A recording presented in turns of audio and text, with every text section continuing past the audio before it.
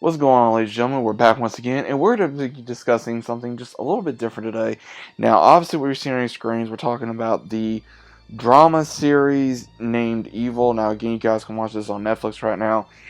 I started watching this. I want something new to watch, and I'd seen different things about this, and it looked a little bit intriguing, especially, like I said, different clips I've seen online, and want to give it a shot. Now, for those of you that are not very familiar with this series, and those that have watched the series, and I've seen different reviews, and I'm gonna say this: I do see why some people like this series. I can also see why some people do not like this series. Now, me personally, as of right now, I'm kind of in the middle, and I'm gonna give you guys my reasons why. Now, whether you agree with me or not, that's perfectly fine. If you guys are fans of the show, great. If not, or if you've never even heard of this show, let me give you guys the synopsis of what the show's about. You guys have where we have the character Kristen, who is met by David Acosta, who is a priest in training, along company with his tech partner Ben, who are working for the Catholic Church to go on different investigations to confirm of different miracles slash possible possessions slash is it something scientific, is it something psychological, is it something wrong mentally, is it basically everything on the account of science and medicine.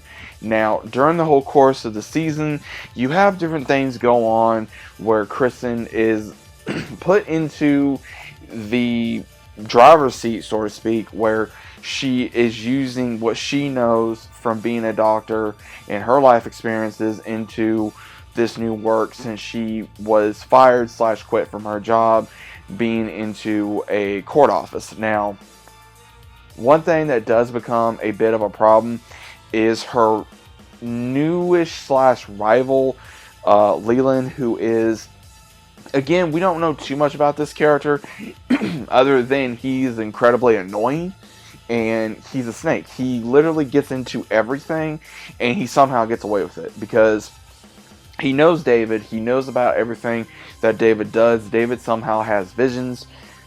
Don't really know other than that, and he's had substance abuse as well as other abuse in his past that he's dealt with. And then we have Ben, who again is not a believer. He's not really a believer, and there is times Ben is annoying.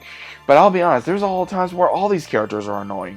In all honesty, there's times I really don't like Kristen. There's times I don't mind Kristen. There's times where David gets to be annoying. There's times when he's not annoying.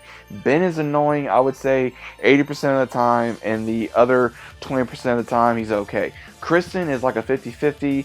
David is sort of like a 20% annoying. Leland, he is 100% annoying, and I do give credit to the actor because of him playing as this character who's very annoying. He's very influential. He's preying on different people that can be very easily influenced and believe his lies, believe his manipulation, and him being a not only, I would say, a worshiper in possible satanic culture, but also with the way the story is going is that he's worshiping Satan and he's doing his bidding. And from the story, from everything that we've seen, because I just got done with season 1, is again him hooking up with Kristen's mom and then how fast they were running everything. And I'm just gonna say this: Chris's mom is not only just very gullible, but also just she's old and horny. That's really all she is. She's old and horny. She's very gullible. She's stupid, and she's not going to believe her own daughter over this guy. It's like it don't really make sense. And oh, let's get married. It's like it's not taking a rocket scientist, and when you got voice proof of something of what this person does, it's stupid.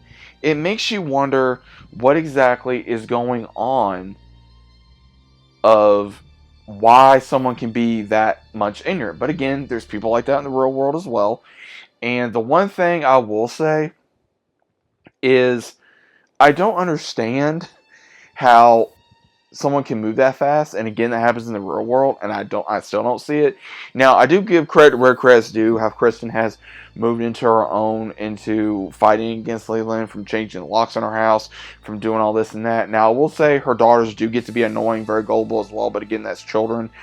Same thing with her husband. Her husband was not even there 90% of the show, and then he shows up and he does not know anything that's going on. which again, you would assume he would know what's going on with his daughter that has a heart defect, as well as also what's been going on with his wife, and he doesn't. So it kind of makes you wonder what's been going on, especially how his daughter's condition got to be healed. That wasn't really explored. Same thing with having a Halloween night with this girl that came out of nowhere, and then she just magically disappears and no one can find her. Or the boy that had a psychopath tendencies, did not know what happened to him.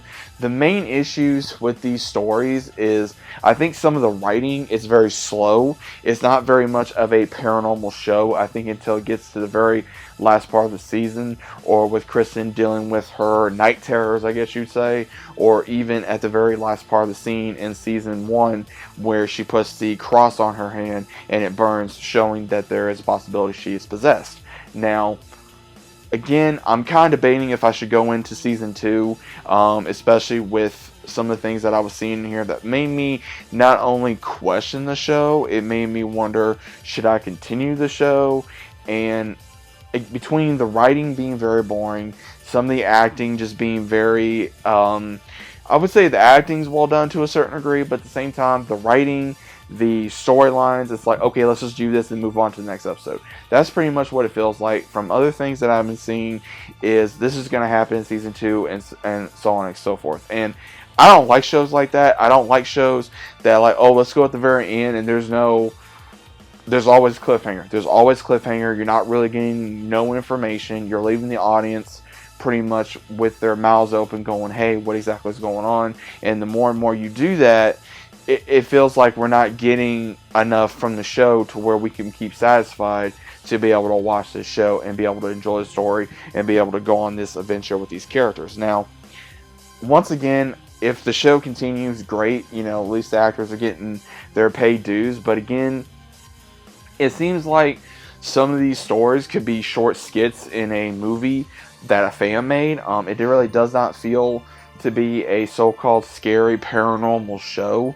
I know I heard someone say this was almost like the adult version of Scooby-Doo without Scooby-Doo, which is a very funny comparison. Or someone trying to say it's almost like Supernatural, when I think that is more of an insult than a credit, because Supernatural, to me, and I love Supernatural, some of my favorite TV shows, is actually 10 times a better TV show than this show. There is so much potential with this show from a paranormal perspective to a fighting perspective. I felt like that they were trying to mix a lot of different characteristics in shows and movies and put it into this show and kind of bind it together and see what sticks. But every time when the credits roll, it feels like there is more scientific drama than there is paranormal, and at the same time, you're leaving us on cliffhanger after cliffhanger, go on to the next episode, like I said before, and not explaining anything to the audience to keep them invested. And I think that's what's definitely hurting the show. And especially having characters you can't really get behind fully. And then one other thing that I was going to put in here is just the subtleties of them wanting to constantly bring up either racism or either religion into certain things, with Ben being Muslim and then him having going nuts over the Catholic Church, or with a possible racism in the hospital episode, or even in the hospital didn't do enough compressions and enough CPR on a girl that apparently had passed before another woman passed. And again, that's more speculation and quick assuming before going into the actual facts and then producing what apparently happened. But again, that's more speculation than actual facts. But again, that's just my own, absorption of the show. I'm not saying this is a bad show. I'm not saying it's a great show. It's kind of in the middle to be better, but again, it's not keeping me invested like I would hope so. Again, I've been seeing a lot of different comments about the show, and a lot of people said it would be better if they got away from some of the storylines and some of the characters, and if they changed some of the writing, it'd be 10 times better, and that I will be in full agreement with. But guys, have you ever come across this show? Have you ever seen this show? Have you ever heard of it? What is your overall opinion of the show? Please let me know down in the comments down below. Do you think I should continue it to try to give it more of a chance, or do you think it's a lost cause? Let me know what you guys think about it down in the comments. Hope you guys enjoyed, and I'll see you as always on the next one.